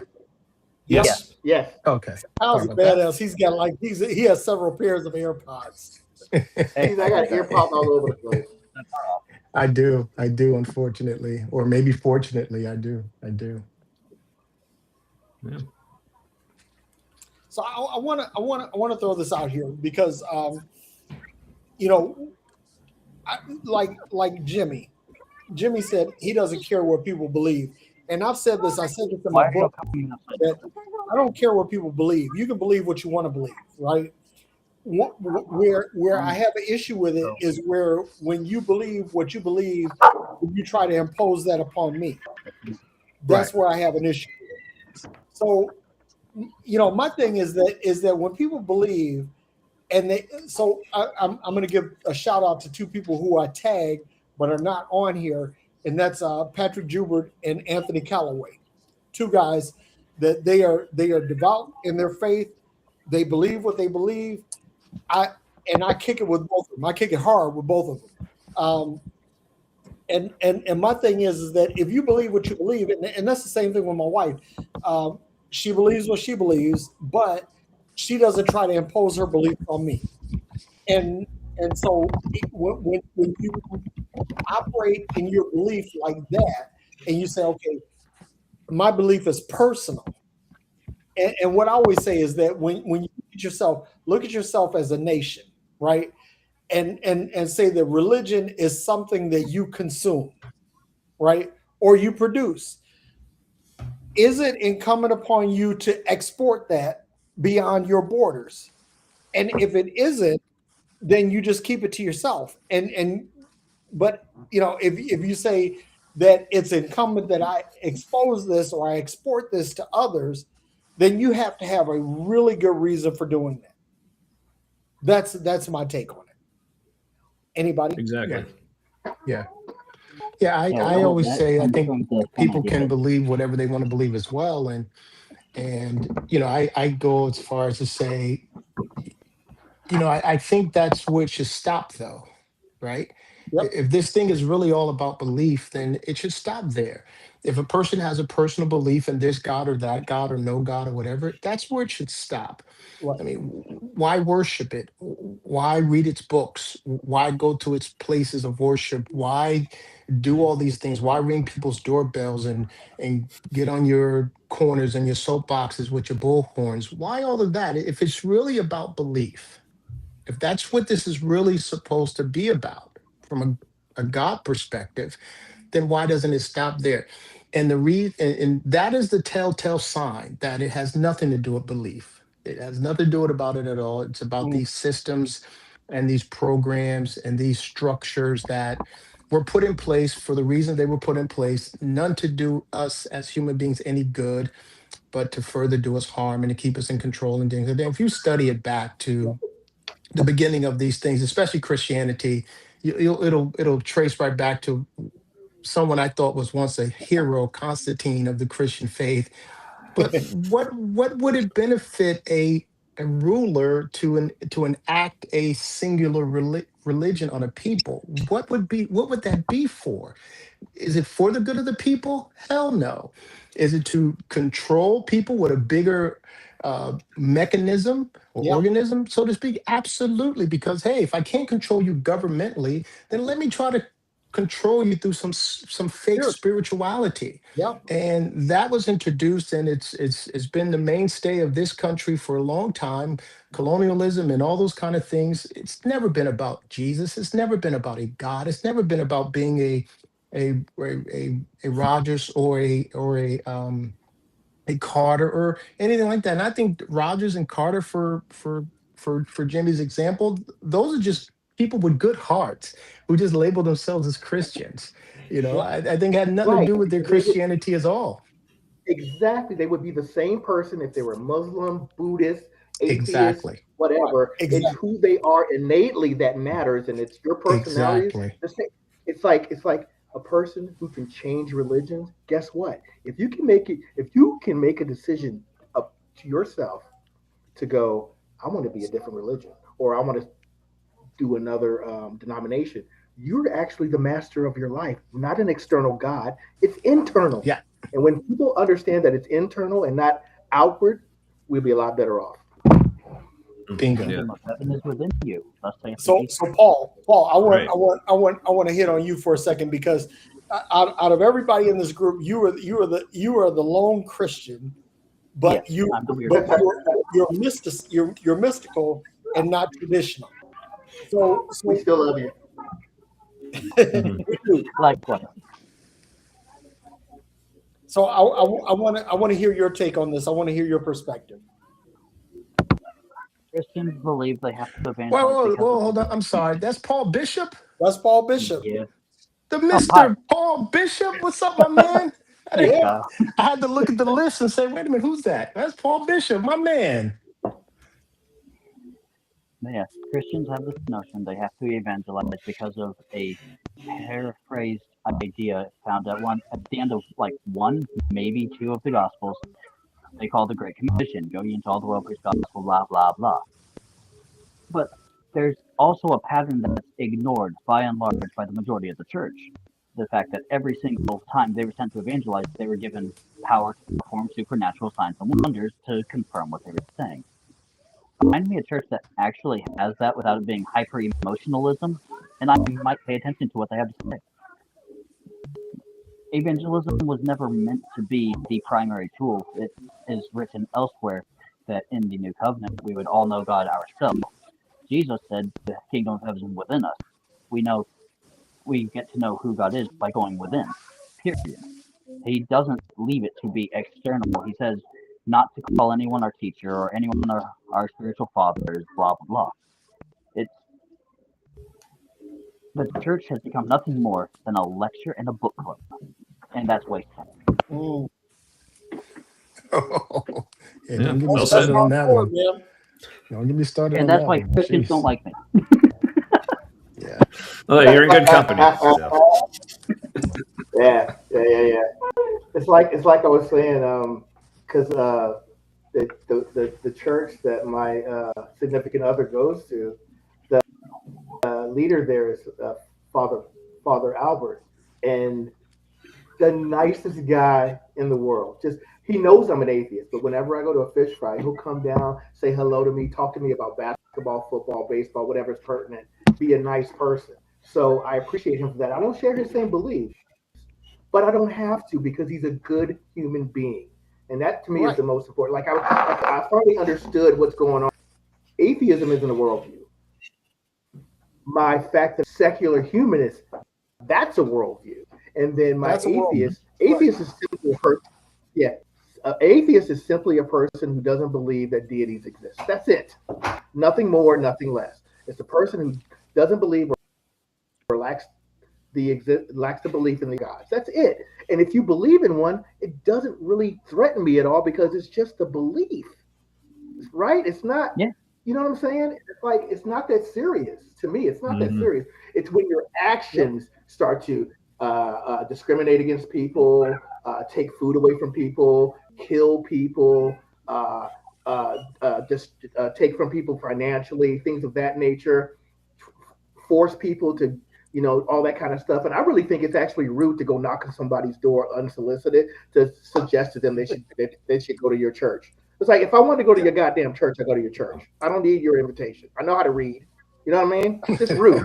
So, it's So you're just saying I should rude. stop knock, Sorry. so you're saying I should stop knocking on people's doors and giving them Christopher Hitchens books? I'm not supposed to do Yeah, that. stop that. Stop that shit, Tommy. Hey, God damn it. stop with your atheist proselytizing. Yeah, atheist I prophet. kind of What's want wrong to with send the you? JWs to my inbox. Does that count? Yeah. See, but I the have thing to is, like, sometimes I have I to go don't. back and I say don't. daddy and kick your butt, Tommy. Hey, I'd like to see you try. But you know what? Oh, no. Here we go. I'm I'm placing bets. jealous. Because like jokes on you. I'm a skinny white boy. I don't even have a butt. So ha. I'm Oh still my God. jealous. I'm still jealous that Jimmy and Tommy had got a chance to hang out together. But if I could throw this out here, that me and Kyle have had a chance to hang out 3 times together. So fuck y'all. Nice. Oh man, I'm gonna have to come. Now, which city you live in, I feel Kyle? like we're missing Henry Harris. I'm in New Jersey. Ah. Oh, where Trenton or? No, I'm in Newark right now. Oh, you're in Newark. Newark. Okay, all right. Yeah. Mhm. So Newark. I got big family Is that in Brick Newark, City? so that's how me and Kyle get Huh? Ah. Is Say again? Is Newark the one that's called Brick City? Or is that Yeah, Trenton? Brick City. Brick City. Brick City's New York. Newark. Okay, gotcha. Yeah. I'm gonna come see you. You already know where you Huh? at, Dallas. I'm gonna come see you too, Derek. So Yeah, come on down. Come on down, nigga. Yeah. Yeah, I keep saying one of these days I need to make just like one big like road trip, just like hitting like all the city because that's been the great thing about like being online and like having like the show that I have and like meeting all these people, but like all these people I'm meeting are in like different parts of the country. So now I'm just gonna have to Right. like make road trips to like visit people. But see, yeah, one of these that's your days. excuse.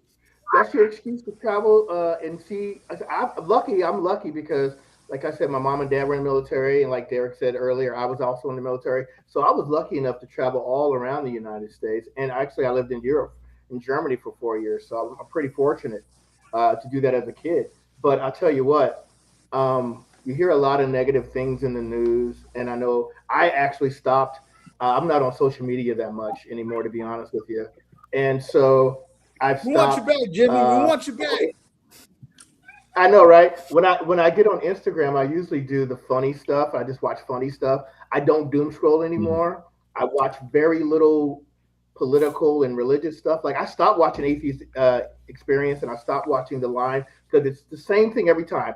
The beginning of the call, Yeah. I got proof for God. At the end of the call, no, you don't. It's the same. I've been watching it for years. It's the same thing. So like, Yeah, it's not, I can never appreciate watch what they're those. doing. Yeah. Right. I appreciate what they're doing, but it's just I'm like, okay, I can only watch the first episode of Friends so many times. You know what I mean? It's like you get burned out. You know what I mean? So, Yeah. Right. and Paul, nice to meet you, sir. I didn't know about you at all. I'm going to search you out on the internet. I'm going to see what you're about, sir. So Yeah, It is what it is. Paul is cool. He pisses me off sometimes, but I still love him. That's my little Like this is my little brother. I love him. Nice, nice, nice. No, if I hey, may the That's good. more That's good. people, the more different types of people you have in the life, I think that makes you a more well-rounded person. And It does. because Absolutely.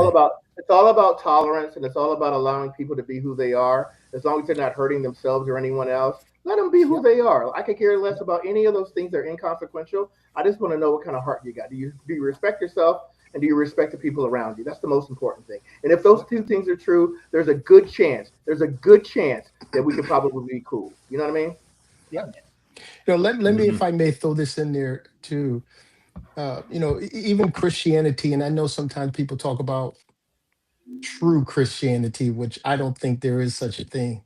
But Christianity, even if it's in its true form, in some people's opinion, it still was never about the person. It still was never about making people better within themselves. Now, I don't particularly believe that Jesus was real. I don't think he existed. I think that there's just such a lack of credible evidence to really support that someone who supposedly is so important to humanity ever existed. And I think if he did exist in such a time where we couldn't get validation and real edible or real empirical evidence of such, I think then that God was once again doing one of his idiot moves by doing it in that time frame. I mean, clearly Jesus hadn't been around before the time he came. He couldn't wait till we get a chance to really verify, especially if it was going to be thousands of years after his supposed death. He couldn't wait so that, again, if this is supposed to be so important, if this person is supposedly such a huge part of what humanity is supposed to be all about, then, I think the God that designed all this, once again, did a really fucked up job at it. So I don't believe Jesus was a real person. And I do say that, okay, if the possibility that he was, then most certainly things written about him can't be Are true. I untrue. mean, you Untrue. can't defy physics and you can't defy things of that nature. You just can't. I don't care who you think you are. I mean, we don't walk on water. We weren't designed to walk on water. We aren't, And so I don't believe in those kind of things. I believe from a biblical perspective that we can do it. Praise God. If we get faith, we can do it. But we're not meant to do You such. have I faith mean, the size of a mustard seed. yeah, we weren't All meant to right. fly. If we were meant to fly, I we have would some be flying already. hey, So, You know what? you You know know, what's funny? You Hey, mentioned the Bible, Kyle. R. Kelly believed we could fly. he Yeah, did. he did. And He flew R. flew himself. right Kelly to believed a the lot of flew things. right to the coop. He flew right to the prison. But anyway, what you were saying about the Bible, um, from a purely scientific point of view, about things that we can't do. You guys were talking about that. This is the part that when I first heard the story, I didn't know for a fact what it was because I was a little kid, but I learned later on in science class. Did you know? And I'm pretty sure Derek knows. I'm pretty sure Tommy knows. I'm not sure if these other two gentlemen know, but there aren't enough water particles on the Earth to drown the whole Earth. It just isn't. If both polar caps melted, if all the glaciers melted, and if Yep. for some strange phenomena the evaporation stopped happening and all the clouds were on the ground, you still wouldn't cover all the Earth with water. It's just impossible. We don't have enough water molecules to do that. We just don't. Yeah, So the but you story of see, Noah. with Finish. God, all things are All possible, things are possible. including All right. including So having enough water to kill everybody. With Tommy, God, all things, Tommy, all things are have possible. you have you ever seen Benny Hill? Yeah, Seen yeah, Benny yeah, Hill? yeah, yeah. The The the Benny Hill old the show? white the old white Okay. comedian. Yeah. Yeah, I'm gonna do you like he used to do the little ball guy for what you just said. I'm gonna come over there and stand behind right on top of your head.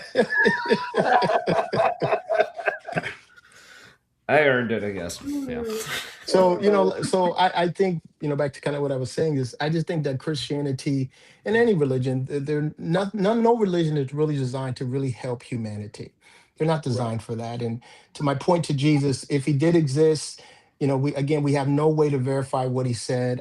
I think he was just someone again that was this created image to try to help keep the peace within a very troubled group of people, the Jewish people at the time, to try to kind of keep them in line, so to speak. Love your neighbor. I mean, love, your enemy and all those kind of things. But, religion, our best will never be found in a religion. no matter how close we think we're getting to a Jesus or a Muhammad or a Buddha or whoever, our best will never be found there. Our best is always going to be found with taking the journey within ourselves, realizing what we have inside of us, our innate goodness, our love, our ability to be compassionate, and those are things that are just, those are tangible things we have inside of all of us, and I think that's Mhm. the key for humanity, how we continue to grow, how we continue to advance, and we see how humanity is moving away from religions more and more. And I'm grateful for technology and science and these things that are helping us do that, because we can answer these questions now. We know how thunder originates. We know it's not the sound of a God talking. So we have things now that are moving us away from the ridiculousness of religion. And I'm glad that this self-love, self-worth, self-awareness, self appreciation move is moving through humanity, because we're getting a chance to shine the light on ourselves and take the lights away from these would-be mystical beings that have never done anything for humanity to help us. And I think that's where we are, and I think that's where we're going. And we got a few trails in our drawers we're still dealing with, but Skid mark. Yeah, skid marks. so That's true. I that's mean, what I'm looking for.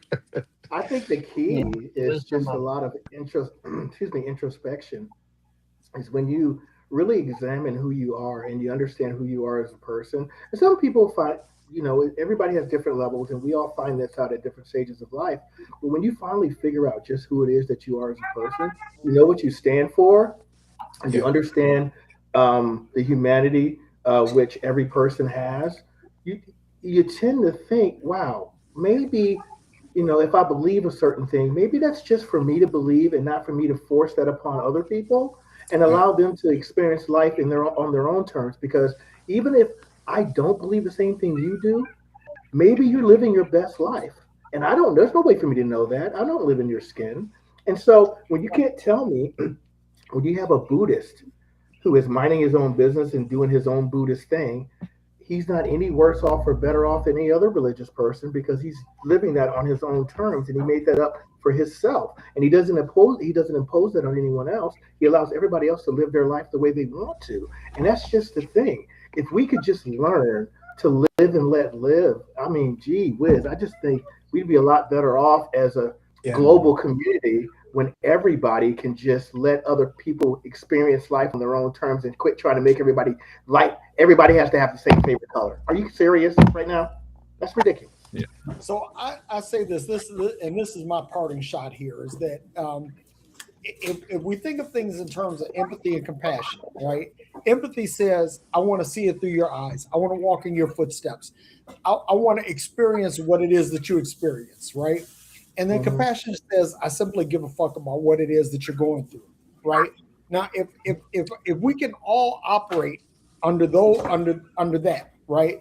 I think that we could put away the need for any religion, any Yeah. belief system, anything like that, because we're saying, okay, now I want to see it through your eyes, and I Hmm. care about what you think. And if we could do that, I think that we solve all the problems of humanity. Bingo. Yes, I'll jump on that boat And any I day of the do week, think we're brother. I'll jump trending on that that boat. My direction. wife I, just I said, do "Good luck." think so. I think we're Mhm. trending in that direction. I'm the optimist. I said I think we're trending in that direction. I'm the forever optimist for humanity, and I'm never Oh, going to I'm right lose there my with hope in you. humanity. Yeah, That's our snacks I'm for right there with trip. you, because I've yeah, people seen say, a lot of people who I never thought would turn away from religion who are. And it's not happening yeah. like a big wave or anything crazy like that, but there are people around the country who are, Hold on, no, maybe hang this on. isn't so Let me stop you for a second, Jimmy, because Kyle can vouch for this and Tommy can vouch for this. We're seeing waves of people Yeah. that are walking Oh, away from really? this. Yeah. That Oh I yeah. mean, that they're done because they look Wave? at this and you know listen. I know I can speak for myself, but I think I can Mhm. also confidently speak for Tommy and Kyle, because we're seeing, I mean, literally thousands of people that are walking away from this. Yeah, and they've actually like done Wow. studies on it. Like if you're familiar, Jimmy, with the channel, the Friendly Atheist, Hemet Meta. Oh yeah, he's awesome. I love him. Yeah, And I've been watching him for like 4 or 5 years. Yeah, I love that guy.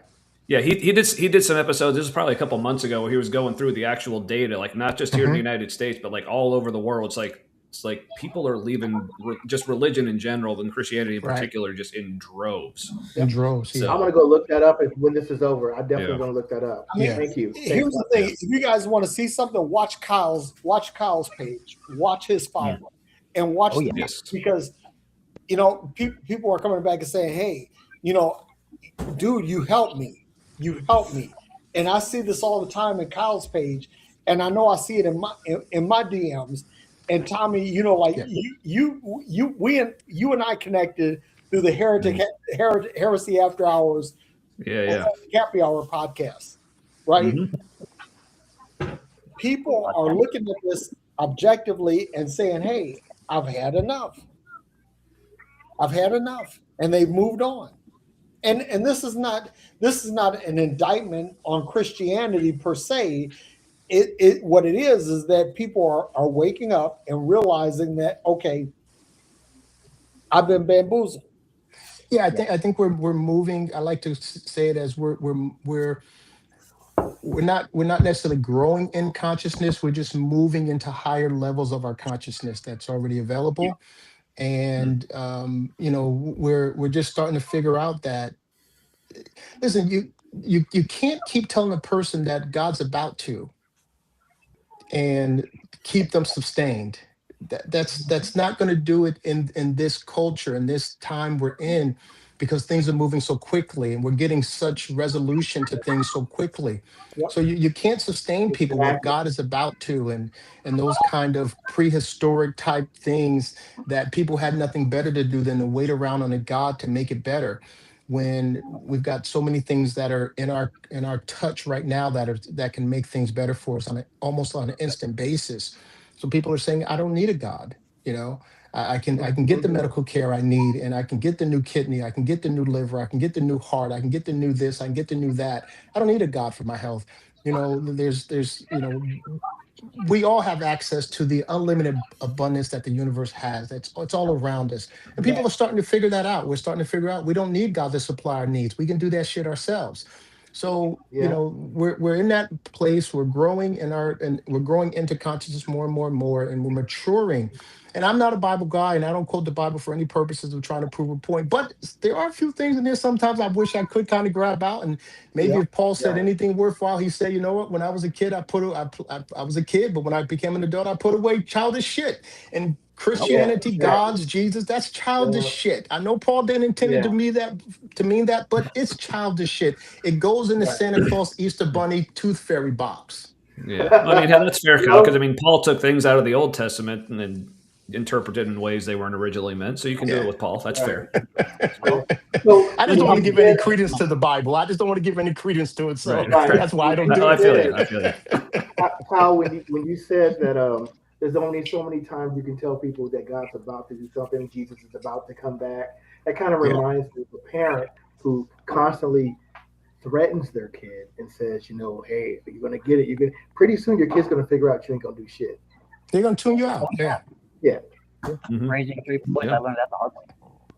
yeah, Yeah. exactly, All right, exactly. Yep. Paul Bishop. I'm Yeah. going to give you the last word on this. I mean, I feel like it'd be not the worst idea in the world to put the Bible away for 1,000 or so years and see what humanity does with that religion. But I don't think it would go the way most atheists I know think it would go. They've got this idea that religion would not come back, but I've seen people go from atheist to pagan. I've been pagan. There's too many things that are not explained, and too many similar experiences across paganism and Christianity alike to say that they'll just vanish without religion or the Bible. Something new may come up, but I'm not so sure that it will all just fade away. Yeah.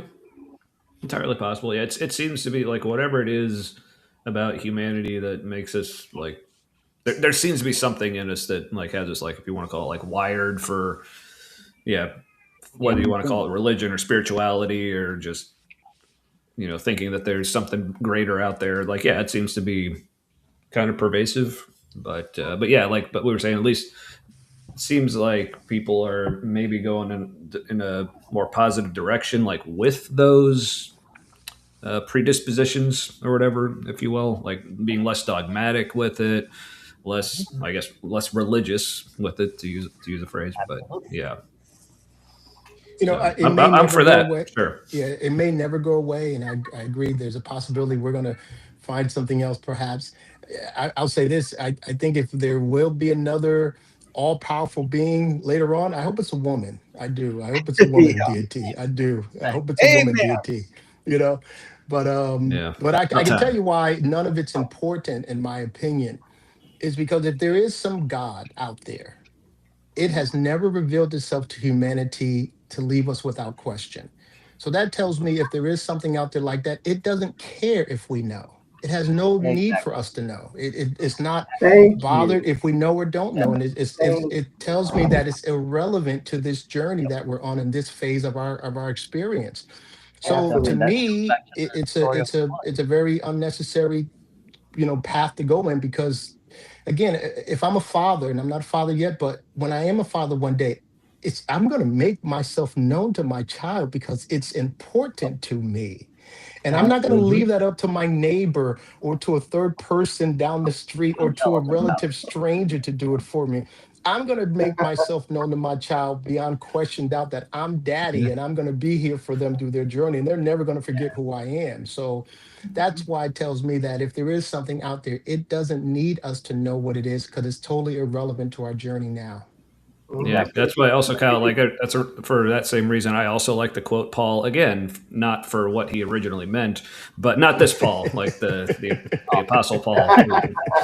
I'm sure there's plenty of stuff you've said I'd love to quote as well, but He's an apostle. as soon as I yeah, but when Paul says, "Let God be true and every man a liar," that's actually kind of become my life verse, because Mm, basically I got to the point, like on my way out of Christianity. Long story short, like I basically just got tired of hearing about God from other people. I'm yeah, like, if God wants me to know him, he'll let me know. So if there is a Right. God, let him be true and let everyone else be a liar who's trying to tell me about him.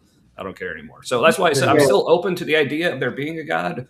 I Right. just kind of stopped holding my breath and Yeah. started living my life as if Same, he's same not there, thing. and it's worked out. Exactly. So But Exactly. I, Well, I just got to to share a story. I got oh, to go ahead. share me and Kyle's story, right? Because Kyle and I were doing this. We were doing this live stream one time, and I was saying I love to feel the pages turn. You know how you know how you have the Bible in your hand and you feel the pages turning. And Kyle said, I don't feel that. And I was like, well, shit. I said, my man, we've gone over the edge now. You were telling me how you love your Bible, how you loved your Yeah. Bible, and I was like, I don't. yeah, You You know, know, I never did. It was a task to me. It was a chore. It was something I had to do. It was never any love about right. it whatsoever. You know, You Kyle, know. yeah, when you said that about it's not love important, that. that I identify with that so much because even if there is a Hmm. deity out there somewhere, he obviously doesn't care because if he's truly or she or whatever it is truly omniscient, he knew I was going to be this way. And if you talk to him, he would be like, well, of course Jimmy doesn't believe in me because the way his brain works, he doesn't have any reason to believe that I'm real. I'm not going to tell him that I'm real. There's thousands of different religions on the planet. So instead of going, I'm going to pick one, he goes, you know what? I'm just not going to play. It, it, I'm sorry, it just doesn't make any sense to me on Right. any level. I tried when I was a kid. I never believed. I really, when I'm honest with myself, I never believed in any of it. But hey, it is what it is. You know what I'm I do. saying? I do. Hmm. Tommy is my boy for real. You got to tell Matt I said hello to. By the way, Oh, will do, definitely. I And have to Jimmy, get Jimmy, we've seen Eva in the background, so tell her we all said hey. Yeah, everybody said hey. She said we see you in the background. Tell her, hey. She waves. She's great. She's great. She's great. But anyway, I appreciate You you letting want me to on, come? Derek. You got I anybody? appreciate it. Yeah, let put Maya on here. Maya ain't coming on. No, Maya's working on her hair, so she's like, no. Oh, well, tell Maya that I love her. Hey, Maya, Yeah. how you doing? Jimmy said she says she loves you too, Jimmy. Yay. Yeah. We're taking a trip in the morning, so she's making a charcuterie box for us Nice. to travel with because she's the hostess with the mostest. Yeah. I was Well, gonna say, tell her it's okay. I didn't work on my hair either. It's cool. Safe travels there, safe travels there, Big Brother Day. Yeah. So she's sending me some hummus to try. Oh, hummus. I'm not a hummus like fan. I'm not a big She hummus. made this from scratch. Oh, really? Jesus Christ! Nice. He said, Jesus Christ. Hey, I always say Jesus Christ. Either I say, what do I say, babe? Besides Jesus Christ? Jeebus. No, well that's one. That's another one. Sweet baby Jeebus. Jeebus. I like it. Sounds like a barbecue sauce. I like it. Ooh, it does. Maya says I she need prays for me all the Yep. time. Same. She's I won't say she's a devout Christian, but she's a Christian. Right. Thank you. Yeah. But listen, before I go, Tommy, I want to thank you for all that you've contributed to my life. You have been awesome. Paul, I want to thank you for man. It's like we've had our ups and downs, but dude, we're still here. Jimmy, you are my motherfucker. Period. Full stop. And Kyle, you are my brother. Like you and I slid down the same birth canal. Of course. And I know your mom. I met your mom. I love your mom. Tell your mom I love her. I will. That's what's up. And you know I do. I mean because Of course. Yeah. Of course. because she said, hey, I found my other son. So okay. That's right. Oh, that's sweet. I like that. That's nice. Well, hey, you guys, I'm gonna hop off. I love seeing every last one of you. Again, nice to meet you, Paul, for the first time. And Kyle, Likewise. I've known you for a while, but it's the first time we've talked in person. Let's not make it this is the one Absolutely. time. Okay? Yeah, I Love love you, bro. seeing all you guys connect. I love all y'all. This is awesome. Yeah. Good to see you, Jimmy. Okay. All right, you guys take care. All right, gentlemen, that's my cue as well. Love you guys. Love you everybody. guys. All right. Thanks for having me, Derek. night. Don't know when I'll jump on Anytime, again, but I don't make these things a habit. You understand? But Maybe good. we'll see you again A good soon. habit. All right. Love you guys. All right. All right, good to see you, Kyle. You too.